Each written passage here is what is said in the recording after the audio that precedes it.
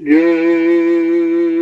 गुरुदेव। जय गुरुदेव। जय गुरुदेव। जय गुरुदेव। जय गुरुदेव। जय गुरुदेव। जय गुरुदेव नाम किसका? प्रभु का। जय गुरुदेव नाम किसका? प्रभु का। जय गुरुदेव नाम किसका? प्रभु का। प्रभु का प्यारा नाम। जय गुरुदेव। रात्रि परमार्थी संदान सेवा कर रहे सभी प्रेमी जन ध्यान से सुने। सेवा का मतलब है नजदीक, नजदीक में आना और हुक्म आदेश वचन का पालन करना। जितने संत महापुरुष कलयुग में आए सेवा सबने प्रदान रखे, सेवा का अंग प्रधान अंग, क्योंकि कलयुग खराब है। भजन में तो मन लगता नहीं आपका, तो भजन होता भी आपसे नहीं। इतनी चिंताएं, इतनी समस्याएं हैं कि भजन करेगा कौन? भजन तो निश्चिंत होता है, कोई चिंता ना हो, कोई समस्या ना हो, तब भजन होता है। इसलिए जीवों के लिए, उनके मन बुद्धि चित्त को ठीक करने के लिए कलयुग में संत महापुरुषों ने सेवा प्रधान रखे। सत्संग, सेवा और भजन, तीन ही रास्ते। संत मत में तीन रास्ते सभी संतों ने, जितने आए, जितने हैं, जितने आएंगे, उनका एक ही मत है, एक ही विचार है कि सत्संग करो, सेवा करो और भजन करो। इसके अलावा कलयुग में कोई क्रिया नहीं, कोई क्रिया नहीं। जो करोगे उसका कोई लाभ नहीं मिलेगा आपको, क्योंकि जो क्रिया आप शरीर इंद्रियों से करते हो वो जड़ कर्म है, जड़ क्रिया। और तुमको चेतन कर्म चाहिए। चेतन कर्म जीवात्मा से होता है। चेतन कर्म का असली नाम है सुमरन, ध्यान और भजन। तीन है, ये है चेतन पूजा और बाकी जो पूजा है। जब पूजा से किसी को न कुछ मिला न कुछ मिलेगा, क्योंकि उसमें कुछ है नहीं। वो तो एक रास्ता निकाला था वेद व्यास ने कि धर्म की तरफ लोगों को कैसे मोड़ा जाए, तो उनके धीरे धीरे धीरे उनको इस जड़ पूजा में लगाया गया कि किसी तरह से ये मुड़े, और जब आने लगेंगे तो धीरे धीरे संत महापुरुषों से जब इनका संपर्क मेल मिलाप हो जाएगा तो वो सब इनको ठीक कर देंगे। सच्चा रास्ता दिखा के सच्चे रास्ते पर चलाकर उनको सही ठिकाने पर ला के खड़ा कर देंगे। इसलिए ये कलयुग में सर्वप्रथम कबीर साहब आए थे, यही से संत मत चला और संत नाम लोगों को सुनने को मिला। सतयुग त्रेता द्वापर में न संत आए थे न संत नाम था। 4 वेद, 6 शास्त्र, 18 पुराण, 19 उपनिषद और 36 ऋचाएं जिनमें धर्म चर्चा वर्णित है, इनमें भी संत नाम नहीं। देखो आप कितने बड़े भाग्यशाली हो जो आपको संत नाम मिला और संत मत पर चलने का विचार तुम्हारा बनाया गया, तुमको मोड़ा गया और धीरे धीरे धीरे इस जीवात्मा के कल्याण का रास्ता मजबूत किया गया। आज जो आप ये सेवा कर रहे हो, ये तुम दुनिया में कहीं चले जाओ, आपसे सेवा कहीं नहीं होती। इतने आश्रम है, इतने गुरुद्वारे हैं, इतने मंदिर, मस्जिद, गिरजाघर, ये सब बने हुए तीर्थ और मूर्त, लेकिन ये परमार्थी रात्रि संधान सेवा कहीं नहीं होती, क्योंकि इसका राज किसी को मालूम नहीं। वैसे मेहनत परिश्रम तो अनिवार्य है, लेकिन जो आपने आज तक किया कर रहे हो वो तुम्हारे स्वार्थ की सेवा। मानो परिवार में बाल बच्चों के लिए आपने खेती किया, दुकान किया, दफ्तर किया, बिजली, व्यापार, मजदूरी, ये तो आपने परिवार की सेवा की। इसमें तुम्हारी सेवा नहीं है। तुम्हारी का मतलब तुम्हारी जीवात्मा के कल्याण की कोई सेवा नहीं। ये रास्ता है जीवात्मा के कल्याण का। इसी रास्ते को कहते हैं संत मत, सच्चा मत, सच्चा रास्ता, सच्चे विचार। तो ये तो अब धीरे धीरे आपकी समझ में आएगा कि ये सेवा क्यों रखी गई। लोग तो दिन में नहीं करते, आज तो सेवा नाम खत्म हो गया, सब मशीनें काम करती है, आदमी कोई काम ही नहीं करता, कोई नहीं। लेकिन आज ये नैमिषारण की पावन पवित्र भूमि पर एक अनोखा दृश्य है ये कि रात्रि परमार्थी संधान सेवा का जो कहीं नहीं है, कोई करा भी नहीं सकता। आज लोगों को देखने को मिला और देख रहे हैं, वो बेचारे बड़े आश्चर्य में है कि लोग दिन में नहीं करते, ये रात्रि में करते। कारण क्या है? जब तुम नजदीक में आओगे और संतों के विचार सुनोगे कि भाई संत महापुरुष क्यों आए, कलयुग में क्या जरूरत पड़ गई, जब ऋषि मुनि योगी महर्ष आए थे तो अगर उनसे काम हो गया होता या संत मत उनको समझ में आ गया होता, उनकी जीवात्मा के कल्याण का रास्ता उनको बता दिया गया होता, तो कलयुग में संतों को आने की क्या जरूरत थी। संत का मतलब है दाढ़ी बाल नहीं है, संत कोई जात बिरादरी नहीं होती, संत कोई छोटा बड़ा गरीब अमीर पढ़ा लिखा अनपढ़ हिंदू मुसलमान नहीं होता। संत का मतलब जिसने सबका अंत कर दिया, काम का, क्रोध का, लोभ का, मोह का, अहंकार का, ईर्षा, राग, दोष, ये सबसे बड़ी गंदगी है। इस गंदगी से जिसने अपने आप को हटा दिया या दूर कर लिया, वो जीवों का भला कर सकता है। बाकी लोग अपना भला जीवों से करते, लेकिन जीवों का भला नहीं कर पाते, क्योंकि जीवों को भलाई पर चलाना, भलाई के रास्ते की जानकारी देना, ये इंसानों की बस की बात नहीं है। ये तो कोई संत महापुरुष आएंगे, पहले बहुत आए और आज भी है और आगे आते रहेंगे, लेकिन उनको पहचानना बड़ा कठिन है, क्योंकि वो कोई गुफा कंदरा में छिप के नहीं बैठते। जो काम करने आया वो चौड़े मैदान में आएगा तभी तो काम करेगा। वो छिप कर बैठ गया तो किसका काम हुआ? ना अपना काम किया और न लोगों का काम किया, तो जीवन व्यर्थ में चला गया।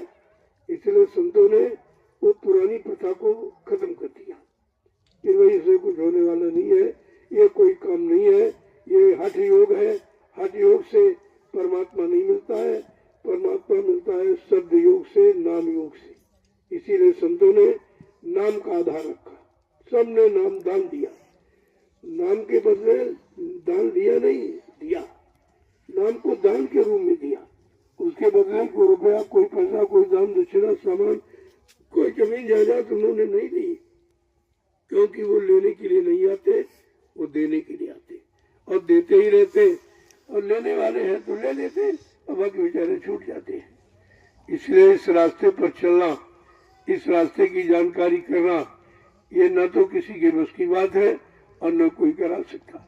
आज भी लोग कलयुग में जल पूजा में फंसे पड़े, 3 युगों से, सतयुग, त्रेता, द्वापर और 5,500 वर्ष कलयुग के निकल गए। अब भी जल पूजा में कोई पानी में फंसा है, कोई पत्थर में फंसा, कोई कागज में फंसा, कोई तीरथ में, कोई मूर्त में, लेकिन कोई सच्चे रास्ते पर नहीं चला, सच्चाई की जानकारी नहीं की, संतों के शरण में गया नहीं, संतों के परमार्थी वचन सुने नहीं, और संतों के द्वारा जो आधार उन्होंने रखा जीवों के लिए कि सत्संग, सेवा और भजन, वो तो आपने किया नहीं। जब किया नहीं तो आपको मालूम क्या हो। आज ये व्यवस्था देश दुनिया के सामने एक अनोखी दिखाई दे रही, और वो नैमिषारण की पावन भूमि हुई जंगल में हो रहा। ये परमार्थ का रास्ता जंगल से प्रारंभ हुआ, पहले लोग बस्तियों से, शहर कस्बों में, लेकिन नहीं, संत मत का सच्चा रास्ता जंगलों से प्रारंभ हुआ है, क्योंकि यहाँ कोई आता नहीं। यहाँ के जो जीव जंतु है वो बेचारे ऐसे पड़े रह गए, उनको किसी ने समय का नाम बताया नहीं, और नाम आधार बगैर नाम के तो न जीवात्मा आई थी न जा सकती है, उसको तो नाम चाहिए, और वो भी समय का नाम चाहिए, समय का। अगर एक ही नाम होता तो फिर ये बार बार संत महापुरुष क्यों आए, उन्होंने नया रास्ता क्यों बताया, नया नाम क्यों जगाया। जो नाम जगाया जाता है, सिद्ध किया जाता है, उसी नाम से जीवात्मा जगती है और उसका कल्याण यानी उद्धार होता है। ये सुने और पढ़े नामों से नहीं, कोई सुना दे, कोई कागज में पढ़ा दे, यानी मतलब, तो उससे कोई काम आपका नहीं होगा। काम तो समय के नाम से होगा, और समय के नाम के लिए कहा, नाम रहे संतों अधीना, संत बिना कोई नहीं चीना। नाम संत महापुरुष के अधीन है, जब वो जैसा समझेंगे जीवों के हित और भले के लिए, जीवों की शक्ति सामर्थ्य के अनुसार तुम नाम को जगाएंगे और नाम को सिद्ध करेंगे। जो नाम जगाया जाता है उसी नाम से जीवात्मा जगती है और जीवात्मा का कल्याण जगाए नाम से होता है। किताबी नाम कोई किसी से सुन लिया, उस नाम से कल्याण नहीं होता और न किसी का हुआ है और न होगा। इसलिए संतों को समय का नाम जगाना पड़ा और सिद्ध करना पड़ा, उसका प्रचार करा गया, लोगों को जानकारी दी गई, भाई समय का नाम आ गया है, अब तुम समय के नाम से जुड़ो। जैसे पिछले युगों में लोग नाम से जुड़े, उनका काम हो गया। अब वो चले गए तो उस नाम को लेने से तुम्हारा काम नहीं होगा, तुमको अपने समय का नाम चाहिए और तुम समय के नाम की तलाश नहीं करते। कभी कहते हैं समय के सदगुरु की खोज करो, गुरु कोई खोज करो भाई, बिन गुरु राह कोई नहीं पाई। ऐसे समर्थ सदगुरु की खोज करो जो समय का नाम लेके आया। जैसे आज ये समय का नाम जय गुरुदेव है। जय गुरुदेव का मतलब सारे गुरुओं की जय, किसी का विरोध है नहीं। जितने गुरु आए उनकी जय, जितने मौजूद है उनकी जय, जितने भविष्य में आते रहेंगे सबकी जय। ये तो नाम सारे गुरुओं की जय जयकार सिखाता, सबका सम्मान कराता। ये नाम किसी का विरोध नहीं करता है और लोग समझते नहीं उसको, वो जय गुरुदेव नाम किसी आदमी इंसान के समझते, ऐसा नहीं है।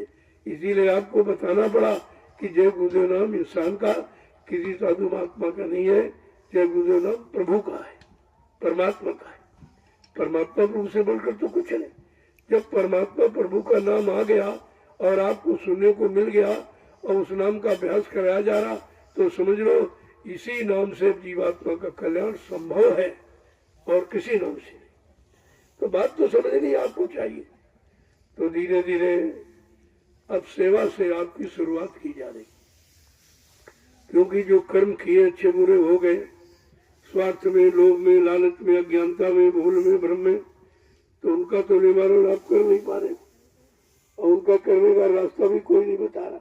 कोई कह रहा पानी में डुबकी लगाओ और कोई कह रहा पत्थर की पूजा करो, कोई कह रहा कागज किताबें पढ़ो।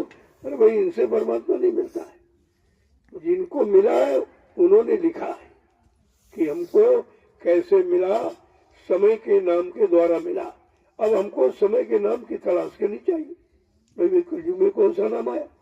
सारे नामों का तो वर्णन आपके सामने, लेकिन समझते नहीं आप। सतयुग में हरि नाम, त्रेता में राम नाम, द्वापर में कृष्ण नाम। अब ये कलयुग है, कलयुग में गुरु नाम, सदगुरु नाम, संत नाम एक ही बात है। उसको आप चाहे गुरु कहो, चाहे गुरु जी कहो, चाहे गुरुवर जी कहो, चाहे गुरुदेव जी कहो, चाहे सदगुरुदेव, एक ही बात है। वो तो अपने अपने समय में संतों ने अपने अपने तौर तरीके से लोगों को बताया, लेकिन गुरु शब्द को नहीं छोड़ा, उसको आगे रखा। इसलिए आप लोगों को ये जो मौका मिला है, जो सेवा करो हिंदुस्तान में, क्या विश्व में कोई नहीं करता। किसी को नहीं मालूम कि रात्रि परमार्थी संतान सेवा का मतलब क्या है, इसका क्या लाभ है और इसका लाभ किस पक्ष में होगा, आत्मा के पक्ष में कि मन बुद्धि चित्त शरीर के पक्ष में होगा। ये सब जानकारी आपको दी जाए।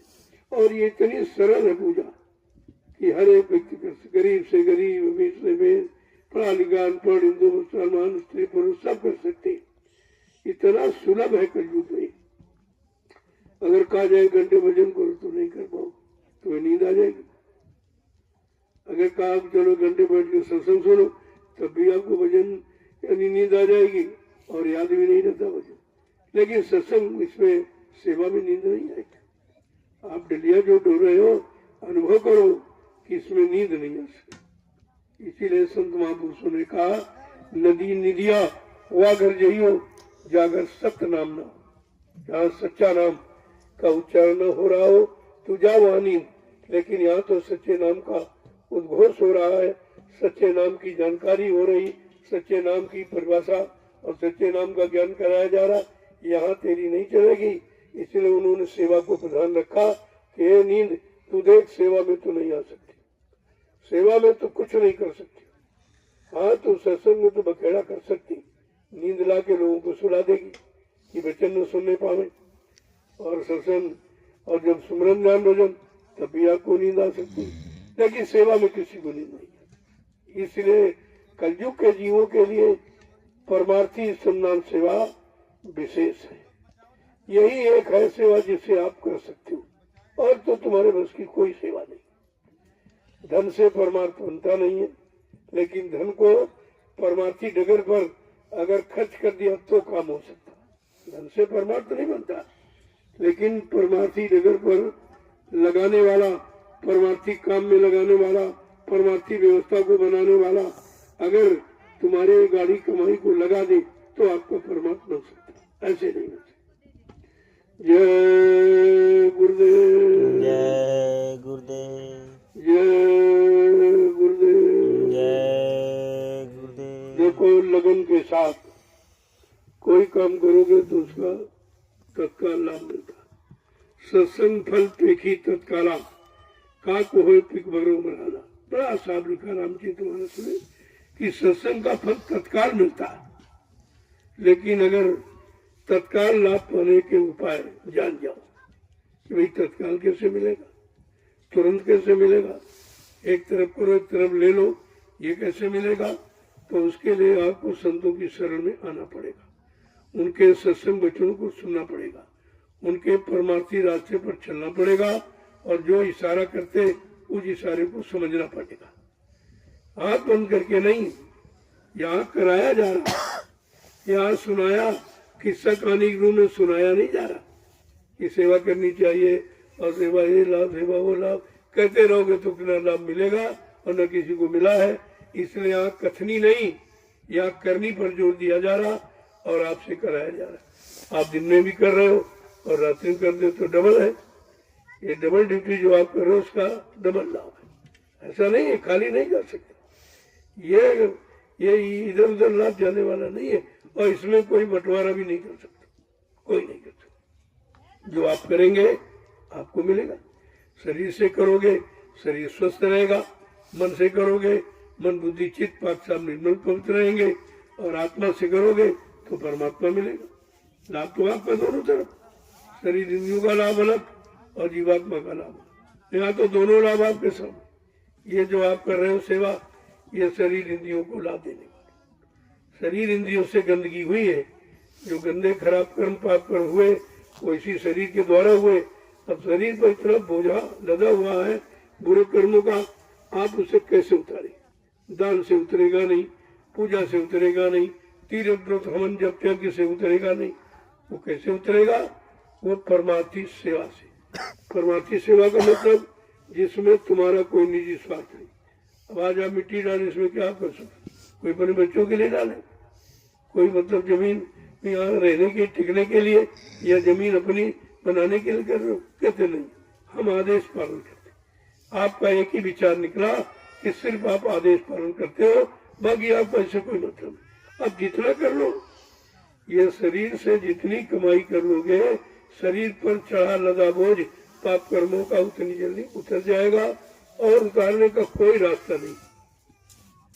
या तन का फल विषय न भाई, स्वर्ग और स्वल्प अंत दुखदाई। बड़ा साथ साथ संत गोस्वामी जी महाराज ने रामचरित मानस में लिख के बताया कि भाई शरीर का फल विषय भोग नहीं। विषय भोग तो सारे जीव करते हैं, सबके बच्चे होते हैं, सब भोजन करते हैं, सब दैनिक क्रियाएं करते हैं, लेकिन जो मानव तन आपको मिला है ये पंचभौतिक शरीर 5 तत्वों से मिलाकर इसको बनाकर परमात्मा ने विचित्र कारीगरी से इसे तैयार किया, और इसे यानी अनमोल शरीर को ये अधिकार है कि तुम परमात्मा को प्राप्त कर सकते हो। अपनी जीवात्मा को जगा के परमात्मा से मिल सकते हो, लेकिन परमात्मा से मिलाने वाले संत महात्मा मिलने चाहिए, जिन्होंने अपनी जीवात्मा को जगाया, परमात्मा से मिलाया। अगर वो मिल जाएंगे तो तुम्हारा भी काम कर लेंगे। अगर उनके आदेश हुकुम का पालन कर लिया तो अपना जीवन आपने सफल कर लिया। अब आपको कुछ करना नहीं है, केवल जो कहा जाए उसका पालन करना। कर तो तुम कुछ सकते ही नहीं, क्योंकि ये रास्ता था ही नहीं, ये तो संतों ने खोला भी कलयुग में आके। जय गुरुदेव, जय गुरुदेव, जय गुरुदेव, जय गुरुदेव। देखो आपने दिन में भी सेवा की, ऐसा नहीं मैं बराबर देखता रहता हूँ और आप अभी कर रहे हो। इसके लिए किसी का इंतजार नहीं करना चाहिए। कोई तुमसे कहे तो करोगे। अरे भाई तुमको अपना काम बनाना है, अपनी जीवात्मा का कल्याण करना है, अपने पाप कर्मों के बोझों को उतारना तो किसी की क्या। सुबह अपना उठो और नित्य क्रिया कर्म करके सेवा में हाजिर हो जाओ, और जब तक इच्छा हो तब तक करो, और जब इच्छा तब करो। इसके लिए कोई समय नहीं, वो तो समय इसीलिए रखा गया कि आप करेंगे, ऐसे नहीं। तुम समय में बांधे जाओगे तब तुम करते हो। अरे सेवा तो स्वतंत्र रूप में होती, सेवा में कोई बंधन नहीं होता। सेवा तो अंदर से जब तुम्हारे भाव बन जाएंगे कि भाई कहा जब भी आओ सत्संग में तो सेवा भाव से आओ, बगैर सेवा किए यहाँ की कोई चीज ग्रहण मत करो। नहीं पहले से तमाम तुम कर्जा लादे बैठे हो, और अभी अगर लाद लोगे तो फिर उतारोगे कब? उसके लिए भी तो सोचो उतारोगे कब, तो तुम अभी शुरुआत नहीं किया तो बहुत जन्म आपको लग जाएंगे। और संतों ने कहा कि अगर बात मान लो और इशारे को वचनों को समझ लो और निकल पड़ो, चल पड़ो, तो तुम्हारा एक ही जन्म में बेड़ा पार हो जाएगा। लेकिन करोगे तो ऐसे नहीं होता। इसलिए ये सेवा जो कर रहे हो ये बड़े सौभाग्य से मिली, सबको नहीं मिल रही। क्या हिंदुस्तान में सबको तो सुनाई बताई जा रही, लेकिन सब नहीं आ रहे। क्यों? उन्हीं को मिलोगी जिनको मिलना है। जो इसके अधिकारी हैं वो पाएंगे, सब नहीं पाएंगे। क्योंकि अगर सब पा जाते सब चले जाते तो काल का देश ही खाली हो जाता। तो बेचारा क्या करता? उसने तपस्या करके ये सुरतों जीवात्माओं का भंडार उसने प्राप्त किया सत्पुरुष से, उनसे लिया। और वो तो चाहता कि हमारा देश चलता रहे ऐसे।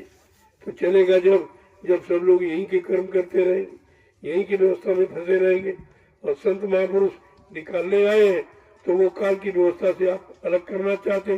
काल के द्वारा जो आपने कर्म किया वो बोझा लद गया, उसको धीरज से सेवा के द्वारा उतारना चाहते। जब उतर जाएगा तो आप अपने घर चले जाओ। काम तो उधर जाने का ही है। इसलिए बड़ी समझदारी के साथ लगे रहो। जो समय मिला है घर गृहस्थी परिवार बाल बच्चों से खेती दुकान दफ्तर बिजली व्यापार मजदूरी से समय निकाल के आए हो तो कुछ न कुछ कर दो। खाली आयो खाली चले जाओगे, मतलब क्या निकला?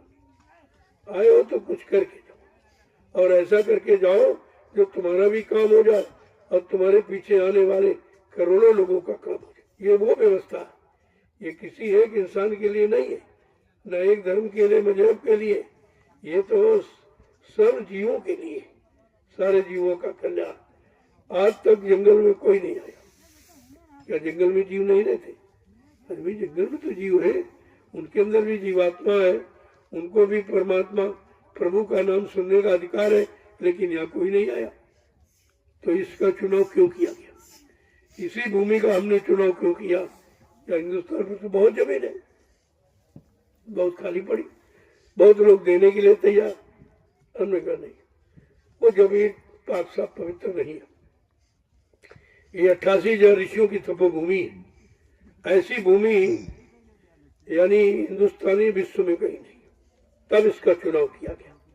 अब 88,000 ऋषियों ने तपस्या तो कर ली, लेकिन उसका लाभ उनको नहीं मिला, क्योंकि लाभ देने वाले संत महापुरुष समय आए नहीं थे। तो देता कौन? तो बेचारे तपस्या करके इस भूमि को पवित्र करके छोड़ के चले गए। और गोस्वामी जी महाराज जब आए कलयुग में, जिन्होंने रामचरितमानस लिखा, उन्होंने कहा इस भूमि का लाभ किसको मिलेगा? बड़ा साफ साफ शब्दों है, तीर्थवर नैमिष विख्याता अति पुनीत साधक सुखदाता। नैमिषारण तीर्थों का महातीर्थ है, पावन पवित्र है। इस भूमि का लाभ उनको मिलेगा जब किसी संत के जीव नाम की कमाई इस भूमि पर करेंगे, अपने श्रम से, अपने परिश्रम से, अपनी गाड़ी कमाई से इस भूमि का यानी मतलब जब सही तरीके से व्यवस्था बनाएंगे तो उन लोगों को इसका लाभ मिलेगा। यहाँ तो तमाम गांव बस गए, तमाम शहर बस गए, लेकिन जो लाभ संत गोस्वामी जी महाराज ने रामचरितमानस में लिखा वो तो आज तक किसी को नहीं मिला, क्योंकि उसका लाभ किसी को मालूम नहीं है। वो तो संतों की महिमा संत ही जाने, संतों का लेख, संतों का कथन संत ही कोई आके बताएगा और आपको लाभ दिवाएगा। बाकी इसका लाभ अभी तो किसी को नहीं मिला। 550 वर्ष गोस्वामी महाराज को हो गए आए हुए, रामचरितमानस को लिखे हुए, लेकिन कितने लोगों ने लाभ उठाया? बस वही पढ़ने का भगवान ने मुझे निकाला, कोई लाभ नहीं। इसीलिए उनको लिखना पड़ा कि इस नैमिषारण्य की पावन पवित्र भूमि का लाभ उनको मिलेगा जब किसी संत के साधक नाम की कमाई करेंगे, परमात्मा की सेवा करेंगे, तब उनको लाभ मिलेगा। और ये लाभ किसी के हिस्से में नहीं है। कितना बड़े लाभ के आप अधिकारी बन गए, आप ही आ गए, यहाँ के लोग नहीं जा पाए। चिराग के नीचे हमेशा अंधेरा रहता है, वो कभी पहले भी नहीं जागे, आज भी नहीं जागे। सबके सब कभी नहीं जाते, सबके सब कभी नहीं पाते। वो तो कोई बिरला ही जो संतों की शरण में आया और निस्वार्थ भाव से आया, वो इस दौलत को पाने का अधिकारी होता है। और आपको मौका मिला, आप इसका लाभ लीजिए। देखो, आप दिन में भी मेहनत किया, अब भी आप मेहनत कर रहे हो। अब जो अंतिम वरदान सिद्ध है कि भाई कितनी संख्या हो, जिस संख्या में सब छोटे बड़े गरीब अमीर बूढ़े बूढ़े बुजुर्ग सब शामिल हो जाए, सबको इसका लाभ मिले, तो एक सीमा निर्धारित की। तो मैंने कहा भाई अब तो आप 20 टनिया डालिए, सिर्फ 20 आपको डाल दिए, थोड़ा तेजी से बढ़ाओ और डाल दीजिए, और जितना आपने किया उसका दूना फल आपको मिलेगा इसका, क्योंकि ये आदेश पर आप करेंगे। इसलिए तो आदेश आपको दिया जा रहा, और उसमें से 15 तो आपकी, 5 हमारी। ये हमारा भी, हम तो करने लायक नहीं है, बुढ़े हो गए, तो आपका सहारा है। आप हमारे सहारे, हम तुम्हारे सहारे, आप हमारे हो, हम तुम्हारे हैं। ये तो रिश्ता पहले मजबूत कर लो, काम हो जाएगा। बस सिवा रिश्ता ही तो बनाना, और रिश्ते में अगर खोट है, रिश्ते में कमी है, रिश्ते में शंका है, तो रिश्ता नहीं चलता सांसारिक, तो ये आत्मिक रिश्ता कैसे चलेगा? इस पर आपको विचार करना चाहिए। संत महात्मा साधक सबके होते और सबके हित की बात करते। उनका अपना कोई निजी नहीं है, अपना कोई निजी परिवार नहीं है, अपने कोई निजी बाल बच्चे नहीं है। ये समूची संगत उनका परिवार है और उनके बच्चे हैं। इसलिए जो करेंगे समूची संगत के लिए करेंगे। ऐसा नहीं जो आया उसी के लिए, जो नहीं आए आगे आएंगे उनके लिए भी तो रास्ता बताना पड़ेगा, उनके लिए व्यवस्था बनानी पड़ेगी। अगर सब आ गए तो फिर टिकेंगे कहाँ? तो जमीन तो जरूरी है, तो भूमि उनके लिए हो रही, मैं कोई अपने लिए नहीं बना रहा। न मेरा भूमि कोई नाम निशान है, न हमको इसकी कोई जरूरत है, लेकिन जीवों को जरूरत है, उनकी जरूरत हमें मालूम है। इसलिए हम तुम्हारी सबकी जरूरत के लिए ये प्लेटफॉर्म तैयार कर रहे हैं। इसमें जिसका योगदान होगा, सहयोग हो जाएगा, श्रम परिश्रम हो जाएगा, कारी कमाई लग जाएगी, वो अपना काम समय से कर लेंगे, और बाकी ऐसे हंसते और मतलब यानी निंदा आलोचना बुराई करके रह जाएंगे। उन्हें क्या मिलेगा? जय गुरुदेव। जय। अब आप जल्दी से अभियान को पूरा करो, और इसके बाद आज का जो प्रसाद थकावट को दूर करने वाला, परमार्थी नगर पर बल प्रदान करने वाला, इसे जरूर ले लेगा। चलो प्रेमियों, जल्दी से पूरा करो। जय गुरुदेव। जय गुरुदेव। यहाँ नहीं है, वहाँ आया। जय गुरुदेव। जय गुरुदेव। जोर से बोलो। जय गुरुदेव। सब मिल बोलो। जय गुरुदेव। बोलना होगा। जय गुरुदेव। अभी से बोलो। जय गुरुदेव। दुख दर्द हरेंगे। जय गुरुदेव। सब कष्ट मिटेंगे। जय गुरुदेव। सुख शांति भी देंगे। जय गुरुदेव। सबके दाता। जय गुरुदेव। सबके मालिक। जय गुरुदेव। प्रेम से बोले। जय गुरुदेव। ये नाम नहीं इंसान का, ये नाम है प्रभु का, ये काम नहीं इंसान का, ये काम है प्रभु का। ये नाम का परिचय। जब कोई नाम तुम्हारी मदद न करे, जिनकी आपने पूजा अर्चना प्रार्थना की हो, तो सबसे बाद में कहा भाई जय गुरुदेव नाम लेके देखो, और इसमें कोई खर्चा नहीं। अन्य नामों में तो आपने बहुत खर्चा किया, श्रम समय पूंजी सामान सब, और मिला कुछ नहीं। ये नाम वादा करता है। राम नाम से कभी राम ने वादा नहीं किया था कि जब तुम सीताराम कहोगे मैं तुमको मिलूंगा या तुम्हारी मदद करूंगा। ऐसा वादा उनका भी नहीं। और द्वापर में कृष्ण नाम ने भी ये वादा नहीं किया जब कृष्ण नाम लोगे मैं तुम्हारी मदद करूंगा। एक ही बात। और सतयुग में हरि नाम ने नहीं वादा किया कि भाई हरि नाम लोगे मैं तुमको मिलूंगा तुम्हारी मदद करूंगा। लेकिन आज कलयुग का जगाया जो संत सदगुरु के द्वारा नाम जगाया गया, ये जय गुरुदेव नाम पूरा वादा करता है कि जब आप मन बुद्धि चित्त को पाक साफ निर्मल पवित्र करके यानी शाकाहारी सदाचारी रहकर आप इस नाम का उच्चारण करोगे तो कहा मैं तुमको मिलूंगा, मैं तुम्हारी मदद करूंगा। शंका की कोई बात नहीं, ये ऐसा नाम है, इसीलिए इसको कहा गया जागृत नाम, जगाया गया, कल्याणकारी नाम, जीवात्मा का उद्धारक नाम, पाप में मुक्त कराने वाला।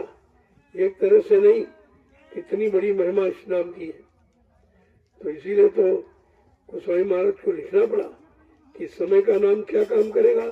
नाम लेत भव सिंधु सुखाही, करो विचार सुजन मन में। कहा भव सागर सूख जाए। भव माने दुख तकलीफ बीमारी महामारी लड़ाई झगड़ा देवी प्रकोप दुर्घटना अकाल मौत, इसको कहते हैं भव सागर। इससे मुक्ति मिल जाए, इसमें ना आना पड़े, न जन्म लेना पड़े, न मृत्यु तुम्हारी हो। अगर इससे छुटकारा पाना है तो इस समय के जगाए नाम का सारा आपको लेना ही पड़ेगा और कोई सारा। कितनी जगह लोग बेचारे जा रहे हैं, कहीं पत्थर में प्राण दे रहे हैं, कहीं पानी में डूब के मर रहे हैं, कहीं कचरे डेट हो रहा, कहीं ये हो रहा, कहीं वो हो रहा। लेकिन क्या ये मुक्ति का रास्ता है? ये मुक्ति का रास्ता है कि अकाल मौत में प्रेत योनि में जाने का रास्ता?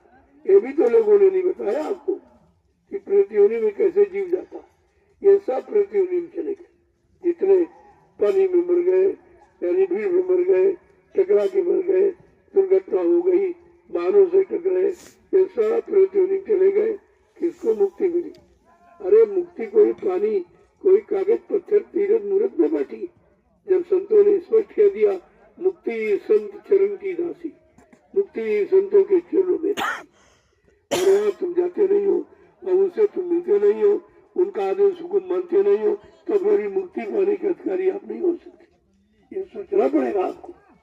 आज दृश्य को देखकर लोग आश्चर्य है, लेकिन संत मत के प्रेमी भी नहीं समझ पा रहे कि संत मत का सच्चा रास्ता क्या है, किस रास्ते पर चलकर जीवात्मा को काल माया के देश से मुक्त हो जाएगी, मुक्ति मिल जाएगी, अपने घर चली जाएगी, सतलोक सचखंड अनामी धाम प्रभु धाम चली जाएगी। ये मुक्ति पाने का रास्ता है और यहाँ ऐसी मुक्ति मिलती, वो तो आपको किसी ने बताया नहीं। और सब उसी रूढ़ बातों में फंसकर तुम्हारी अकाल मौत करा रहे। प्रेत योनि में जाने का रास्ता खोल दिया और राजा प्रजा सब बेचारे फंस गए, सब फंस गए। ये तो राजा को भुगतान करना पड़ेगा। तुम्हारे राज्य में अगर प्रजा दुखी है, बड़ा साथ साहब गोस्वामी जी महाराज ने रामचरितमानस में लिखा, जा सुराज प्रिय प्रजा दुखारी और स्वर्ण पवस नरक अधिकारी। जिसके राज में प्रजा दुखी है वो राजा नरक में जाएगा। क्या इन लोगों ने ये नहीं पढ़ा?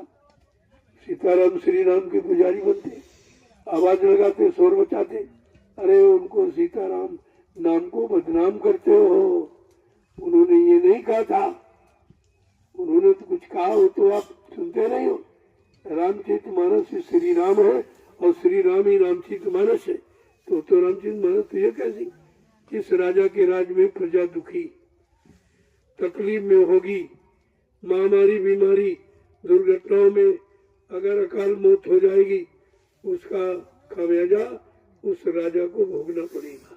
बड़ा साफ साफ वो नरक में जाने का अधिकारी। तमाम राजे महाराजे बादशाह आज भी नरकों में पड़े, जमराजा की जूतियों की मार खा रहे, कोई बचाने वाला उनका नहीं। तो तुम कैसे बच जाओगे? तुम भी तो वही काम करते हो। इसलिए उन्होंने साफ साफ लिख दिया कि तब से राज और राज से नरक। तपस्या की होगी, शुभ कर्म पुण्य कर्म किए होंगे तो आपको राजा बन गए। आप अगर राजा बनकर भोग करोगे तो नरक में चले जाओगे। अगर राजा राज की तिलांजलि दे दोगे, त्याग दोगे, तो परमात्मा को प्राप्त हो जाओगे। रास्ता तो दोनों आपको बताएंगे, लेकिन उस स्वार्थ को आगे रखकर आपने परमार्थ को पीछे ढकेल दिया और स्वार्थ में स्वयं फंस गए हो और सबको फंसा रहे हो। ये भी खमेजा जीवों का बोझा आपको ढोना पड़ेगा। बड़े साफ शब्दों में सुन लीजिए, ये सब के लिए आवाज लगाई जा रही, ऐसा नहीं किसी एक के लिए, और कोई निंदा आलोचना बुराई के दृष्टिकोण से नहीं है। सबको जगाने और संभलने का मौका ये दिया जा रहा कि अब भी चेतन की तरफ चलो, जड़ से हटकर, क्योंकि चेतन काम करेगा, जड़ काम नहीं। जड़ माने मुर्दा, मुर्दा के निर्जीव कभी नहीं काम कर सकता। तो ये तो आस्था गलत जगह आपकी जोड़ दी गई और आपको धीरे धीरे रास्ता का ज्ञान करना चाहिए। आंख बंद करके किसी बनावटी आस्था पर नहीं चलना चाहिए, नहीं रास्ता भटक जाओगे तो मंजिल पर कभी नहीं पहुंचोगे। जय गुरुदेव। जय गुरुदेव। अब जल्दी से आप इस रात्रि परमार्थी संधान सेवा का जो 20 दिनों का अभियान रखा गया है, इसको पूरा करो। ये संख्या रोज की रोज आपको दी जाती है। बड़ा लोग आश्चर्य सुन के करते कि संख्या क्यों रखी। पहली बात तो तुम्हारा ये वर्तमानी अनोखा दिव्य अलौकिक ये श्रम देख करके लोग बड़ा ताजुब कर कि लोग दिन में नहीं काम करते तो रात्रि में कर रहे। बात क्या है? ये तो रात्रि का वही बताएगा जिसने किया होगा। जो सुना है वो सुना देगा, जो पढ़ा है वो पढ़ा देगा, लेकिन जिसने किया है वो करके उसका लाभ भी दिला देगा आपको। और यही आपको चाहिए, लाभ मिलना चाहिए। सुनाने का लाभ नहीं है, कराने करने का लाभ। जय गुरुदेव। जय गुरुदेव। थोड़ा तेजी बोलो, उतारो बोझा कर मुक्का। ये मिट्टी मत समझो, ये डलिया मत समझो कि सिर पे रखे हो। इससे बड़े बड़े बोझे तुम्हारे सिर पे रखे हुए पाप कर्मों के, उनको हटाने के लिए ये निमिष मात्र एक डलिया का आधार रख दिया गया।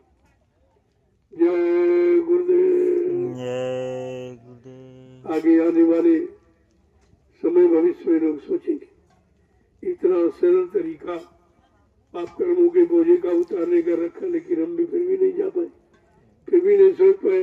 और सबको यानी सुनाया बताया जा रहा है, कोई भेदभाव नहीं रखा जा रहा, क्योंकि हमारा कोई स्वार्थ नहीं। हम कोई दान दक्षिणा, कोई सेवा सामान नहीं लेते। लेने का काम नहीं है, देने का काम। इनको वो चीज दे दी जाए जो किसी ने कभी दी नहीं, किसी युग में नहीं दी है, वो है मोक्ष और मुक्ति। इससे बड़ा कोई दान नहीं, ये सबसे बड़ा दान है। और आपको उसका सौभाग्य मिला है, आप ले लीजिए, अच्छी बात है। नहीं आपको पछताना पड़ेगा, फिर यह समय नहीं मिलेगा। और फिर संत महापुरुष ये भी नहीं आपको नहीं पता नहीं आए आए ना आए, जब 3 युगों में नहीं आए तो फिर कोई जरूरी क्या किया जाए, ये भी आपको समझना चाहिए। तो समय का लाभ समय से ले लो, यही समय से बुद्धि यानी जीव की बुद्धिमानी है। जो समय से जाकर समय का लाभ प्राप्त कर लेता वो समय का बुद्धिमान व्यक्ति कहलाता। जय गुरुदेव। जय गुरुदेव। ये दृश्य सभी देख रहे, लेकिन समझ में किसी के नहीं आ रहा। समझेगा कोई संत सिपाही जो द्वार तुम्हारे आया तो बाकी तो सब आश्चर्य करे, ताजुब करे, हंसी मजाक मुस्करी करे कि रात में मिट्टी ढो रहे, रात में मिट्टी ढो रहे गई, क्यों ढो रहे हैं? ये मिट्टी ढो रहे कि अपने अनंत जन्मों के पाप कर्मों के बोझों को ढो रहे। तुम्हें क्या मालूम यह आधार क्यों रखा गया? अगर होता और नहीं किसी ने रखा। इतने मजहब है, धार्मिक राजनीतिक, लेकिन ये व्यवस्था कहीं नहीं है कर्मों के काटने की। एक किसी के पास नहीं, और कोई कर भी नहीं सकता, और करता तो जरूर आपको बताता, लेकिन नहीं, यहाँ तो करके दिखाया जा रहा। और दिन में तो सभी लोग कर लेते, लेकिन रात में कोई नहीं करता। आज आपको रात्रि में भी परमार्थी संधान सेवा का अवसर दिया गया और जीवों को जगाने के लिए। तुम भी चेतो, तुम भी जागो, तुम भी अपना काम बना लो। अगर मनुष्य शरीर का समय व्यतीत हो गया तो ये दोबारा नहीं मिलेगा। कबहू करी करुणा निर्देही देत ईश विन स्नेही, कभी कभी करुणा निधान कृपा दया, मेहरबानी करके मानो अनमोल मंदिर आपको देता है कि जाओ इस मंदिर में बैठी जीवात्माओं को जगाओ। संत महात्माओं की मदद से वो जगाएंगे और कोई नहीं जगा सकता। कोई ज्ञानी ज्ञानी विज्ञानी नहीं जगा सकता। ये सब चीजें आपको जानकारी रखनी चाहिए, इसीलिए सबको बताया जा रहा। संत मत में जितने भी मत, जितने फिरके आपने बना डाले, जितने धार्मिक मजहब आपने बना डाले, ये सबको संदेश दे रहा कि आपको बगैर परमार्थी संधान सेवा के अपने अनंत जन्मों का जो बोझा लादे हो पाप कर्मों का, इसे इस सेवा के सिवा और किसी सेवा से उतर नहीं सकता।